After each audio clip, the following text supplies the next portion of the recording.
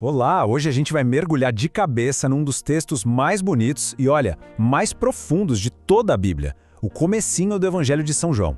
Vamos ver juntos como esse mistério do Verbo que se fez carne não é só uma história antiga, mas algo que vira o jogo da história e continua fazendo barulho na nossa vida até hoje. Reparou, João? Não começa com o nascimento de Jesus lá na manjedoura. Não, ele vai muito além. Ele começa no coração da eternidade. Com essas palavras, ele já nos joga para uma outra dimensão, para a gente pensar sobre quem Jesus realmente é, o Verbo eterno de Deus, que já existia muito antes de qualquer coisa que a gente conhece como tempo. Bem, o nosso caminho vai ter 5 paradas. A gente começa com o hino ao Verbo, para entender essa ideia. Depois, a gente vai para o grande momento, o Verbo se fez carne. Daí vamos ver as consequências disso, como surge uma nova humanidade, porque a encarnação continua, e no final, o que tudo isso tem a ver com a gente em nossa missão hoje. Então vamos lá. Essa primeira parte é quase uma poesia, sabe? Um hino mesmo. Uma declaração poderosa que tenta explicar a identidade divina de Cristo desde o princípio de tudo. A palavra-chave aqui é verbo, em grego, logos. É uma ideia muito rica. Para os gregos, era tipo a razão, o princípio que coloca a ordem no universo. Para os judeus, a palavra de Deus era aquela força que cria e que se revela. O que João faz é genial. Ele junta tudo isso para mostrar que Cristo é a personificação dessa palavra divina. E a maneira como João faz isso é única, é diferente. Enquanto os outros evangelhos se preocupam mais com o que Jesus fez numa sequência de fatos, João está focado em outra pergunta: quem Jesus é? Ele quer ir na essência, no coração do Verbo eterno. E para revelar essa identidade, ele usa temas muito fortes. Jesus é a luz que ilumina a escuridão.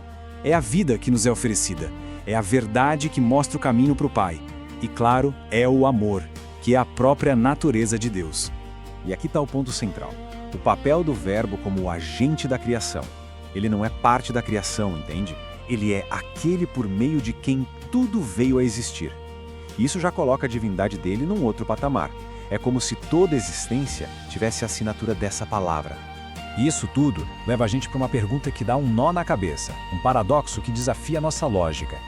Se o Verbo é eterno, divino, co-criador de tudo, como é que ele pode entrar no tempo, no nosso espaço, na nossa história tão frágil? E aqui está a resposta de João. A frase que muda tudo, o ponto de virada da história humana. O Verbo não só apareceu ou mandou um recado. Ele se fez carne. O eterno se torna mortal. O divino assume a nossa humanidade. É algo inacreditável. Vamos explorar isso um pouquinho mais. Porque a encarnação não é só um evento do calendário. É o eixo, o centro de tudo. O antes e o depois da história. Hoje em dia a gente talvez já tenha se acostumado com essa ideia. Mas para o mundo antigo, isso era um escândalo. A filosofia grega, por exemplo, separava totalmente o espírito, que era perfeito, da matéria, que era imperfeita. A ideia de que Deus pudesse se tornar carne, algo que morre, que é vulnerável, era simplesmente chocante. E não foi um teatro, uma aparência. A encarnação significa que Jesus Cristo assumiu por completo a nossa natureza. Ele trabalhou com mãos de gente, pensou com uma mente humana, tomou decisões com uma vontade humana e, o mais incrível, amou com um coração humano.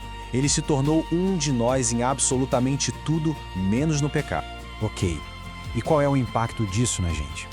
A encarnação não só revelou quem é Deus, ela também revelou para a própria humanidade quem ela é, criando algo totalmente novo. A consequência direta disso é, uau, extraordinária. A todos que o receberam foi dada a capacidade de se tornarem filhos de Deus. E não por uma questão de sangue ou de vontade humana, mas por uma espécie de recriação espiritual que nos coloca dentro da família de Deus. Ao se tornar um de nós, Cristo restaurou aquela semelhança divina que a gente tinha perdido. Ele nos mostra o que significa ser plenamente humano. E isso eleva a nossa dignidade a um nível que nem imaginávamos. É em Cristo que o mistério do que a gente é encontra sentido.